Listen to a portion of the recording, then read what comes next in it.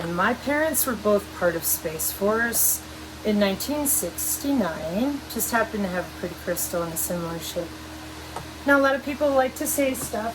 They don't necessarily like to come up and help folks understand things that are difficult to understand. Because, you know, everybody's busy right now preparing for drone warfare. Electromagnetic drone warfare. We did it in Iraq in 1994, and, you know, the country's going to war one way or another. Whether or not it's going to be, you know, our own people or something else. We have a serious learning deficiency in the United States. Whether or not it was engineered and designed, I'm going to let other people talk about that. What I'm going to do today is I'm going to show you exactly what it is that you need to explain to your own children so that we can avoid the Mao-style revolution. I'm pretty sure is what they're actually getting at. And we're going to do that with education. So in getting started, who am I? My name is Sabrina Wallace. I am a child of an OSS family. And my family members are involved in black projects, SAPs, Special Access Projects. So I am a BAER bloodline. And my grandfather is Bernard Heinrich Scheer. And that name is, I'm sure, right here. He married Helen Harding. And Helen Harding is directly related to Alphaeus Levi.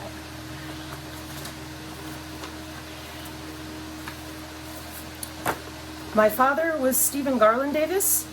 My mother is Lynn Jean Scheer. They are both secret Sempre Supra in 1969 working on Project Salus. I am a modified child due to the Menninger Foundation experimentation for human augmentation. Now, all that means is that I have scars that most people don't have for John von Neumann architecture. It's not brain to machine interface. It's body machine interface. That's impossible, and it sounds what again? Hang in there. So here's the wedding list of my parents. Okay. Here are the flight manifests out of Edgewood Arsenal from my great uncle, 65 70th Army Chemical Corps. Dietrich to where? Texas, New York, North Korea. Just one's not good enough. Here, let me hold it still for you.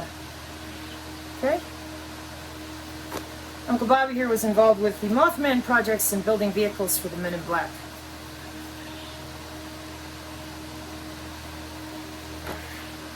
Now, being interfaced with John von Neumann's scars is right under here. I see one there. And of course, I'm older now, but that's your heart. Okay? So this is body machine interface with an underground database called Nick Verlange, which is IBM. So in my German class in high school, I spelled it wrong. Nick Verlange. Right there. Okay? Why does that matter? Because if people say stuff like this, they had better be able to show you evidence, viable proof, or else I wouldn't listen to them. Okay? So here's a little more documentation, and then we're going to go ahead and get started with the intellectual discussion. Okay? So here's my family. And Garland here, my grandfather, Garland Davis, a World War II Marine, Fort Meade, NSA. And first he married Elizabeth Kraft, but I think something with the DNA didn't take, so then he married my mother. And here I am. Okay. So I worked for a company. That was my parents and my great uncle. Oh, sorry, I forgot one thing. My great uncle is where I live. See, he's always been one of my favorite people. He's a very kind man. Oh, come up over. There we go. This time I had everything sitting right ahead of time. It's still anyway. Oh, okay. Oh. It's all done.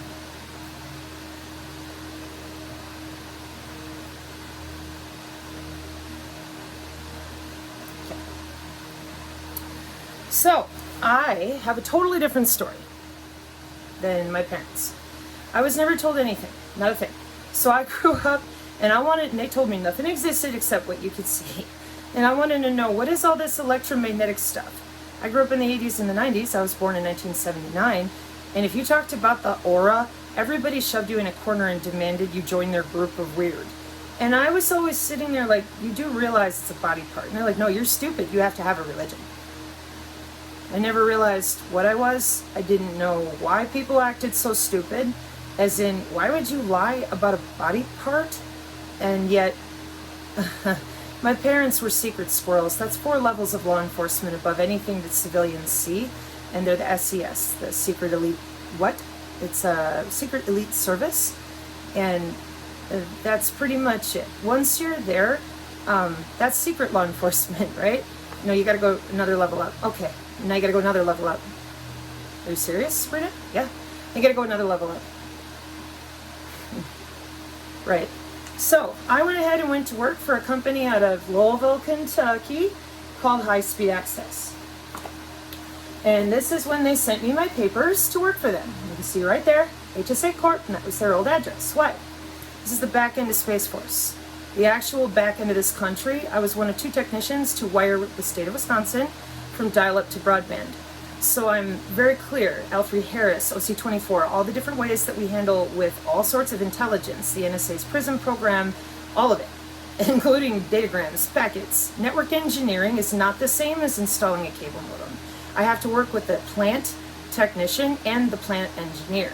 There's no one higher in a plant than that, and there was no one higher in that position than me, other than the one dude. Yeah, I was 19. So, I'm going to now show you my resume so that as I continue here and people have really had nothing to say to me because I'm exactly who I'm telling you I am.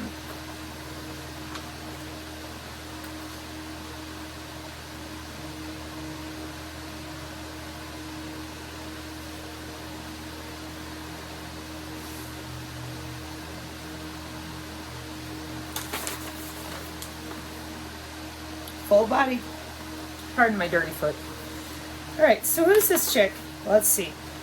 IS Technical Services Professional, UW Whitewater, monitored campus network, various software packages, including WhatsUp Gold and Maps, Network Vantage, HP OpenView, and brief interactions with Snort. Second shift operations included processing databases using PeopleSoft 8, updated code and routers and switches, worked with Visio to create fiber map of campus, initiated training for WhatsUp Gold. Well, of course, I was watching the whole state. They were like one little chunk. And when I went to the Network Operations Center in Louisville, boy, did I want to build me one of those. Network consultant at Omni Resources in Green Bay, troubleshot OS conflicts with proprietary company developed software, assisted with Cisco PIX firewall stuff. Program assistant to Department of Corrections, Wales, Wisconsin, installed and implemented in-house tracking program for facility and maintenance department at Ethan Allen School for Boys. Developed databases and access and provided direction for Oracle implementation, troubleshot network and desktop issues within the departments. And the big job. October 1999 to May 2002, Charter Communications maintained and upgraded and troubleshot ISP network comprised of Cisco, 3Com, Com21, and Bay networks. Cat5 installed racks into head ends using power and cable management, responsible for weekly and monthly reports on bandwidth and circuit usage. Test, return cable modems for warranty or redeployment, traveled wide coverage area with responsibility for over 12,000 customers. Installed and maintained Cisco AS5300 servers for 7 separate dial-up pools. Monitored bandwidth and configured Cisco 7200 routers for bandwidth upgrades for 9,000 customers. And managed relations between cable operator and technicians in Plainfield, Illinois, while training new staff into technical and administrative positions in January 2001. Check out the software listing. And that's something. Permanently disabled in 2004 for being depressed by our own government. And they closed the door and they said, "Are you still telepathic?" Boeing Black Projects, you know? Well, maybe you don't. You're about to find out. It's going to be fun. So, where we're going to go from here is we're going to take a walk into the reality of today in 2022. And first, we're going to have a little lesson from the past in my job. When I worked at UW Whitewater, she has a huge magnet underneath her and a fixed low Earth orbit satellite above her. And during the 70s, UW Whitewater had a bunch of software that was laying around For all those underground Nick Faralonga IBM databases and such, they're underground. That's not a maybe. That's a certainty. It has to do with cooling more than anything. So again, as a kid, I'm growing up drawing things like this as they tested brain-brain interface for synthetic telepathy. And people have long since been lied to about that electromagnetic body part. And now we're at a crisis in our country, okay? This is from 1993. And this is how the Zigbee Bluetooth layouts go. This is what they look like. And that's exactly also how they process in telecommunications. And I'm going to show all of that to you here in a moment. But I wish to point out that they were testing on children. Yeah, that's what our government does. The parents, my parents, they just hand you over. That's their job. It's secret deployment for Synchron? Nope. Sorry, folks. No. I'll come back to that in just a second. Okay. So this journey for me really started there with being a kid, skin erection issues, which is really just me having control of all of my physiology. Instead of listening to people around me tell me a story, telling me I'm dumb, run me off from being able to just feel my own body. And growing up from 1979, I have always found it bizarre, unusual, but I didn't know. I didn't realize that the heart of surveillance was the human biofield. And once I did, that was not okay. And my family made me go away for almost a decade because I wasn't allowed to say anything, ever. About chakras. It's the aura, who cares? In 2019, I had a run-in with a 911 call, called an ambulance. And on the phone, the guy in the ambulance, they said, get her to the helipad, take her to the lodge, get her to the farm. Now, I'm permanently disabled by the government. It was the first time I called an ambulance. I wasn't prepared for that. And then I knew the military was watching me, and then I knew I'm a tagged asset by our Defense Intelligence Agency, via my parents, not via me. I'm over here working for Charter.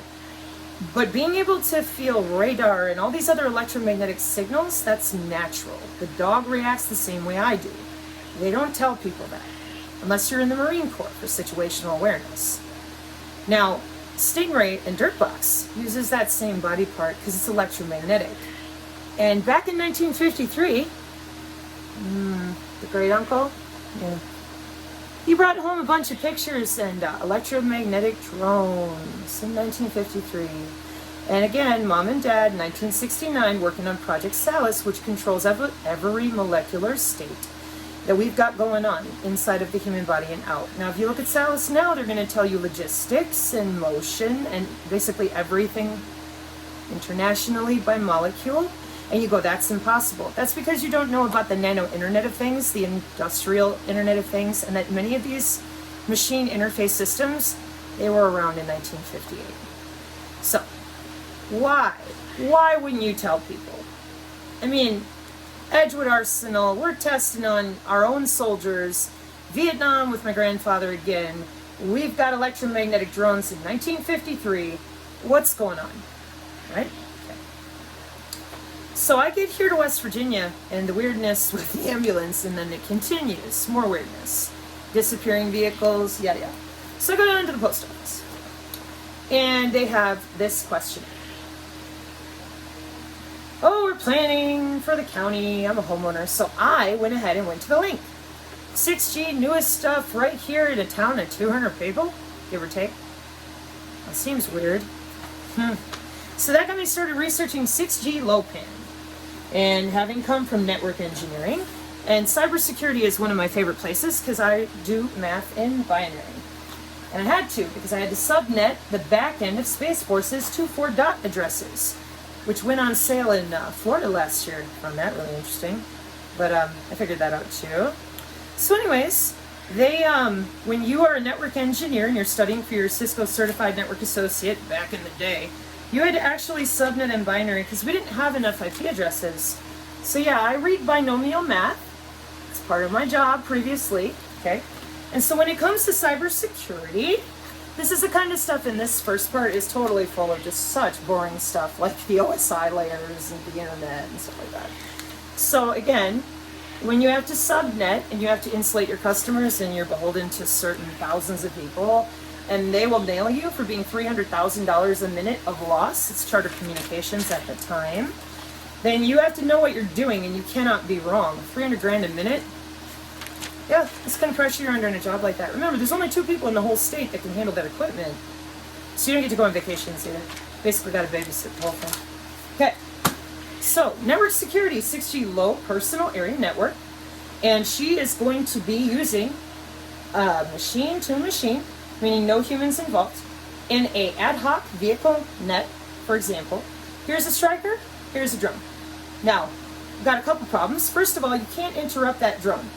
Pentagon Statement 3000.09 asserts, over 11 years ago, and you can find this on CISR4.com, that the Pentagon in May this year, 2022, said, I think that our commanders on the ground need to be able to read the machine learning. Well, clearly the commander, the husband just got home, the commander did not attend the Artificial Intelligence Symposium on September 10th, 2020. If the commander would have, he would know that this was digital nervous system end-to-end with no humans involved. And I quote, Project Salus, what did we learn? Back to product delivery, give them the code. The Salus platform is used by Northcom with upgrades out to vendors. The game changer is the new neural prototype. Products are in development in about a year or so. What new neural prototype? Synchron, for starters. The JAIC, Joint Artificial Intelligence, what? Is a fielding organization, focuses on getting products out the door to people who are actually using it. Then they argued about whether it was going to be Amazon hybridized networking services or the Jedi, and then Microsoft and Amazon were like, let me have a government contract, okay? But then it got weirder for me, and as I'm listening, they said, data labeling services, and I'm like, that's a massive database. Data curation, and I'm thinking, on what? Vendor, customers, and I wrote, this is the Department of Defense? So for that, you gotta go over here to the beginning. And it says, the team at the JAIC, you mean the Joint Artificial Intelligence Commission? The role of them is to make AI real, and everyone can and should implement artificial intelligence in everything they do. Customers across the DoD. Who are your customers? Watch this. So, contracting tools is under the TradeWinds umbrella and Project Maven, and I quote, pod conduits using smart sensors, biosensors, wireless working group 802.15.5 wireless sensor network, specialized working group for the International Standards of Electronics and Electronics and Electrical Engineering. And Project Maven uses Pathfinder and AI to watch you walk around and think inside your house in real time analytics. I quote, MQ9 tethered to ground project. That's Department of Defense Directive 3000.09, which asserted again, that's why the commander was cranky. Because he's like, we can't hear these machines, we can't decode them by their nature, and we can't get a signal through. And I quote, over here at the JAIC, we need to get the ABMS system of the Air Force more cohesive with everything else, so we're going to create a digital nervous system. End to end, we need to redo at the DoD how to connect all the ABMS platforms. What do they control? Those ABMS platforms. Autonomous vehicles. You mean autonomous drones, tanks, regular strikers, all sorts of things. Planes? Check. What about anything else? Absolutely. Industrial Internet of Things and those VA nets, they got self-driving vehicles, and it's all LIDAR, but you thought that was only for the smart car. You should look into the RF engineering new way to save the day called the Green Road. It's not new. Specialized fiber along the interstate. When I was a kid, you just use a little bit of LiDAR and move the mountain aside. That's plasmonics. Again, special access projects, the National Institute of Science and Technology for the government. They pay people, this is no joke. The black projects, remember? Don't really pay 45 grand for a gold toilet seat. No, they don't. But you know what they do? The NIST hires these poor people to have a stack like this. They have to plug in 5 codes to hide where all the money goes. And the resource allocation, and the logistics, and the shipping, and then the reallocation of special access projects people, and then the reallocation of whoever is in charge of guarding them, tracking them, tracing them, or the Department of Defense kill list for special access projects modification. It gets out of control. And it's all open source, and you can read about it and look it up on Google. So, back to our problem here. So you want to explain to me, what are these biosensors, and what are you talking about? An MQ-9 Reaper drone is tethered to my DNA. What is going on? And by the way, DoD, who are your customers? Back to cybersecurity. Yeah. Artificial Intelligence First Symposium. They told them all, get the humans out of the way. Sorry, I should have quoted that one too. Digital nervous system, end to end. Get these platforms connected. Get the humans out of the process. And into reasoning, enable the commander directly. Using data science, project cells, AI. Since I was a kid, machined interfaced into these quantum databases, Menninger Foundation. Now, why would they do that? So the new 6G personal area network is going to use your body to route the data. And before you think, oh no, they would tell us, this was done in 2005. That's what the wireless sensor network is. The biosensors are physically permanent and lifetime since 2005. And since 2005, with Zigbee and Bluetooth, which is what I complained about before when I said, hey man, I was just a kid. Why does Zigbee and Bluetooth and these biosensors look exactly like this?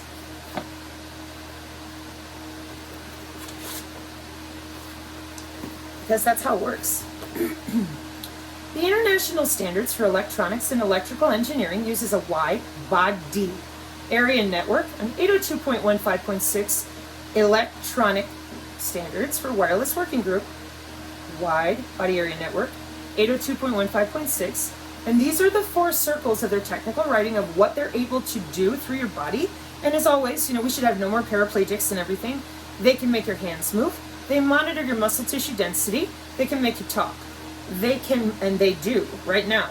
They monitor all these things wirelessly. How is that possible if your body needs a wearable? Or are they using your router? Or are they using your switch? As in, well, are they using your router? Or are they using something else? I wanted to know, so I figured it out. With the newest cybersecurity here with the Striker, and she has to be machine to machine, just like the AI symposium at the DID said. The problem is that autonomy is an MQ9 tethered to your DNA. And that DNA generates an electromagnetic body part, and nobody knows about that. They call it the aura, they call it all sorts of stuff. Oh, it's UFOs, we don't know. Yes, we do. Skunkworks, Raytheon, I just showed you the picture of the drone. People go to work for 40 plus years, get paid really, really well to keep you in the dark. Cybersecurity? No, try, national security. Oh, it's a UFO. No, that's Skunkworks, Raytheon, Lockheed. Everybody knows this. They're vendors. So what's all this stuff about psychic? They're called psionics. They're inherent in human tissue. So there was a book I used to have my students read when I taught about this as a kid. Here it is. In 1996, this book was written. It's called Integral Psychology. And inside you're going to find what I just said about telepathy, empathy, precognition, all of it. It's assigned to certain areas of the brain. And so are those sensor networks, down to the nanoscale. Then they put it on a proprietary software when they have to write for Zigbee and Bluetooth for those permanent, lifelong biosensors, 802.15.4. They are permanently affixed to your body. Where? The radio frequency sinks, there are 2 of them. They're going to pull all the electromagnetic energy, including the potentiation of minerals out of your biochemical bloodstream and transduce them. Because your electromagnetic field here that you thought was worthless, didn't exist, and everyone made fun of you, it actually transduces anything electromagnetically. Now we use software-defined radio, synthetic telepathy, just to agitate your skin a little, electromagnetically transduce in and out using your own body part. So how do you think they route computer data? The same way. The biosensors are literal magnets. They are fixed and adjusted with voltage. How? The wireless working group 802.15.5. And that's where your personal area network is. And your personal area network, as one more time, as you can see right here, the 6G low pan, may or may not have a body area network for security routing purposes. They're routing their data through your tissue, and I quote, and exchange digital information using the electrical conductivity of the human body as a data network. Body area network. So why don't we need a brain chip? Because you've been wireless for 6,000 years. Chinese medicine, the meridians, the chakras, those are nodal points on your body. Electromagnetic telemetry. So the permanent biosensors were rolled out to everybody up here in 802.15.4, and they had to be permanent for Zigbee and Bluetooth, and that is who provides them. And then the wireless working group 802.15.5 takes care of all the different types of networks, then collects certain sensors from only certain bodies, open shortest path first routing protocols or security-driven reasons. But they also, when they create them with Zigbee and Bluetooth, they have to select muscle tissue type since 2008. They have to select heat so you don't swell to death. And so they were working on that until 2011 and 2013, and now they have about 13 different routing protocols, but only about 3 of them are built to protect you from the inflammation you incur by routing data through your body, which pulls minerals from your red blood cells to do so. Now it's a very minute level, so you don't notice, until too many companies are pulling on those statistics mathematically at the same time. And here's what that looks like. So right here in our little example, you may also want to note that these 2 RF sinks each have 5 nodes sticking out of them. I have them labeled right here as N1, 2, 3, 4, 5. So for every little dot, you got 5 more. And they're all electromagnetically accessible through the cloud commercially with Zigbee and Bluetooth, which again is the IEEE 802.15.4. Because if they weren't, they couldn't sell Zigbee and Bluetooth in the wall. They couldn't have using the Alexa that way. All these different things communicate with these sensor networks. And they're all driven by artificial intelligence databases, and they're all interlocked. So if you are wireless and you're on the same wireless working group as your phone, which is IEEE 802.1, so in a wide personal area network, they're routing their data through you since 2005, and I can write an app for it, and then I can play with you like the same. Because these here are accessible since 2005. You think people haven't had enough time to buy synthetic telepathy wearables? It's all written. And if you didn't know how, writing an app is not hard. And they GitHub style it up with something called Structured Query Language Hive. What's SQL? It's the back end of Microsoft Apache and WordPress. And SQL Hive is the Hadoop loop style. So these people in the 90s, before this was rolled out in 2005, and by these people I mean my parents, secret squirrels, secret law enforcement, all this stuff, for who again? Space Force, yep, since 1969, signals intelligence, etc. Okay, so they have something called brain-brain interface. That's synthetic telepathy, and it's frequency-driven, peer-to-peer. Yeah, and they put on a helmet at their desk, and they can cruise right through human tissue. Again, these things are monitored in real time. Now, as if that wasn't bad enough, they also have you by all the collection databases that you see listed here: CATV, all of your census stuff, radar, Doppler, and then the dirt boxes fly above your head and they communicate with the Stingray software, which is written for individual sheriff's departments depending on what type of databases they pay to subscribe to. So what you end up with is, here's 3 bodies walking along the road. Here's 2 bodies in a house. These bodies are now being utilized by that same driver because their bodies just happen to have the best security, and the machine to machine only uses those criterion, and they're listed. If you want to read through the machine learning, you can watch the order and then the heat and the separation of how many times they hit the node, how long they wait, 0.06 second delay, and it's the same in cybersecurity for everything. Hello, goodbye, intermittent wait state. And if you know anything about data hacking with packets for real and not just the software-defined enterprise cloud stuff, meaning you're mainly using software, I mean like the hardware side, they pull the whole packet apart down to the physical MAC address layer of your body. That's the problem we're in. That's why we're down to the wire here. They're wired into your bone marrow, and the way that 6G low-pan powers everything around them in the smart grid is when you walk, when you dance, and when you move. And that's another portion you can read about in 802.15.5 and wide body area networks, 802.15.6. So again, the problem we run into is that when you got 3 bodies walking down the road, these 2 are now firing tons of signals. I told you, every node is 5 more. Now all these sensors are going crazy. This person here, the machine selects this person here. The DNA, your body. That is what creates the secure signal that the drone is using. It is propagating your DNA, and that is exactly how it works. So, in order to stop this drone from firing anything, you have to stop your DNA from propagating. Why would they do that? So, one last time, if you're unlucky enough and somebody gets hit with a bioweapon, this is electrical transduction over the open wireless working group of wide body area networks. So it doesn't matter what you believe in, and it never did. They did all that right here, UFOs, psychic, and then when they transduce humans and they do actual testing, which is wireless tissue engineering and wireless total piezoelectric control. Neural mitigation for behavioral modulation. We brain damage you in very subtle nanoscale areas of your brain to keep your behavior under control. Then we send you to people and tell you cognitive behavioral therapy will help you. In Kubernetes artificial intelligence programming, we know if you say it over and over again, you're going to do it. So why wouldn't they fix your epigenetic environment? Because they're not interested in that. Or they would have told people about this stuff a long time ago.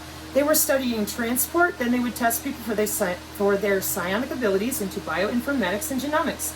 Once your body could no longer transduce these electromagnetic signals because it's unnatural and it's too much power in the bloodstream and the bone, and your vascular system going whoop whoop whoop whoop, eventually it weakens the veins, the arteries, the skin, and then you're in trouble. So are you encrypted? Did you get lost in the woods? Did you go underground? You think I'm kidding? So this is what they did. Nobody told the truth. Stingray and law enforcement was all wrapped up in 1972, so I was used by the police chief with my my machine body interface at the time, because they still had to have a SCSI cable with nanolipid or hydrogel so that they could go through and show it on a monitor. That's what all those scars are. So now everybody's wired since 2005 and available commercially. And again, the newest standard for cybersecurity is a wide body area network, which may or may not be involved in a personal area network, which may or may not involve your iPad and all the rest of it. The cybersecurity right here, February 2022 for the 6G low pan digital ID routing. And the digital ID is made of your bone. That's right. Frequency and resonance of your what? Your DNA generated, electromagnetic, wirelessly accessible since 2005, commercially body part they never let you know about. Your doctor won't admit to it.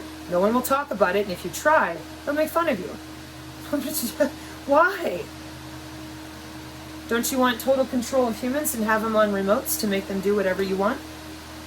No free will, no ability to think, I told you. Neural mitigation with subtle, what again? Behavioral modification. One more time. Vital signs, respiration, ECG monitoring, pH monitor, glucose, hearing aid.